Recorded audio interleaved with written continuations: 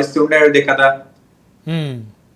కాబట్టి అన్ని రకాలుగా జరుగుతూ ఉంటే వీటన్నిటిని ఎదుర్కోలేకపోతే జగన్మోహన్ రెడ్డి ఎందుకు అవుతాడు, లేకపోతే ఇంకొక పార్టీ లాగా వెళ్ళి ఆడికాళ్ళు ఇడికాళ్ళు పట్టుకుని ఎమ్మెల్యే అవ్వాల్సిన పరిస్థితి, లేకపోతే మంత్రి పదవులు తెచ్చుకోవాల్సిన పరిస్థితి వచ్చేది.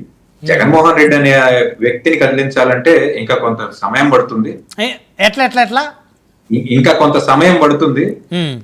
ఇంకా కొన్ని పార్టీలతో జతకట్టాల్సి ఉంటుంది. ఈ 40ని మీరు అన్న ఎలక్షన్ లో ఎలా అయితే సీట్లలో బలం ఎలా తగ్గించగలిగారో ఓట్లలో బలం తగ్గించే సామర్థ్యం ఉన్న నాయకులు కావాలి, కానీ వీళ్ళంతా కలిసి చేసే పరిస్థితి ఏమీ కనిపించేది కాదు. మీరు మహానాడు కాదు ఏనాడు పెట్టుకున్నా కానీ వైఎస్ఆర్ పార్టీకి డ్యామేజ్ జరుగుతుంది అయితే నేనైతే అనుకోవట్లేదు.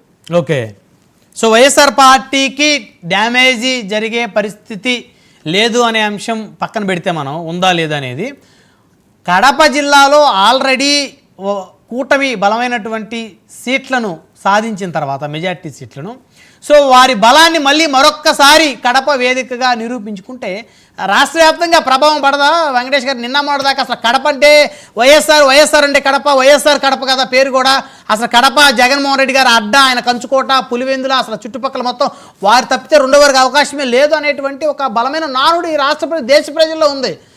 ఎవరైతే తెలుగు వారు ఎక్కడెక్కడైతే ఉన్నారో వారందరికీ కూడా అదే అభిప్రాయం ఉంది. మరి ఇప్పుడు ఆ అభిప్రాయాలు బ్రేక్ అవ్వట్లేదా? కుప్పం చంద్రబాబు నాయుడు గారు విజిట్ చేసినప్పుడు చంద్రబాబు నాయుడు గారి మీద కూడా రాళ్ళు వేసినటువంటి పరిస్థితి. వైఎస్ రాజశేఖర రెడ్డి గారి బిడ్డ వైఎస్ జగన్మోహన్ రెడ్డి ముఖ్యమంత్రిగా ఉండగా ఎవరో వేయించారా? ఎవరు వేయించారు అనేది, లేకపోతే అప్పుడు ఉన్నటువంటి పోలీసు అధికారులు దానికి సహకరించారని చెప్పేసి చంద్రబాబు నాయుడు గారు పోలీసులని నేరుగా దుర్భాషలాడినటువంటి పరిస్థితి, అవన్నీ కూడా మనందరం కూడా చూసినటువంటి ఒక వ్యవహారం. అలాగే సాక్షాత్తు అత్యధిక జనసాంద్రత ఉన్నటువంటి కాపు సామాజిక వర్గం ఉన్న ఎమ్మెల్యే సీట్లలో జనసేన పార్టీ అధినేత ఓడిపోయినటువంటి పరిస్థితి. కాబట్టి నాయకుల యొక్క బలాబలాలు ఎలక్షన్లలో ప్రతి ఎలక్షన్లలో పెరగొచ్చు తగ్గొచ్చు, కానీ పూర్తిగా వీగిపోవడం అనేది లేకపోతే చతికిలు పడటం అనేది జరిగే పని కాదని చెప్పడమే నా ఉద్దేశం. కానీ చంద్రబాబు నాయుడు గారినో పవన్ కళ్యాణ్ గారినో తక్కువ చేసి మాట్లాడాలనేది నా ఉద్దేశం కాదు. అది గమనించాలి. మీరు తక్కువ చేస్తే తక్కువ అవరు అనుకోండి, అది ప్రజలు చెప్పాలి. ఇప్పుడు ఇక్కడ ప్యానల్లో ఉన్న వాళ్ళు ఎవరి అభిప్రాయాలు వారు చెప్తుంటారు. మనకి సంస్కారం ఉండాలి కదా సార్, మన సంస్కారాన్ని ముందు మనం చూసుకోవాలి. ఎవరినో ఎత్తాల్సిన పని లేదు, ఎవరినో దించాల్సిన పని. రైట్ మళ్ళీ వస్తాను ఉండండి వెంకటేష్ గారు. సత్యగారు ప్రసాద్ గారు, ఏంటి పరిస్థితి? సో ఇప్పుడు విన్నారు కదా, కడపలో మీరు మహానాడు పెట్టినంత మాత్రాన జగన్మోహన్ రెడ్డి గారికి పోయేది ఏమీ లేదు. అదే ఆయన కంచుకోటే ఎప్పటికీ, ఏదో ఆయన ఓడించడానికి నలుగురు కలిసి వచ్చారు, ఇంకో నలుగురు కలిస్తే కానీ ఆయన ప్రభావాన్ని, ఓట్ల ప్రభావం తగ్గించగలరు అంటున్నారు రాజకీయ విశ్లేషకులు వెంకటేష్ గారు. కరెక్టే సార్ ఆయన చెప్పింది.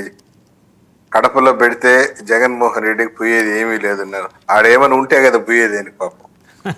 ఓకే, ఆడ ఏదైనా ఉంటే కదా.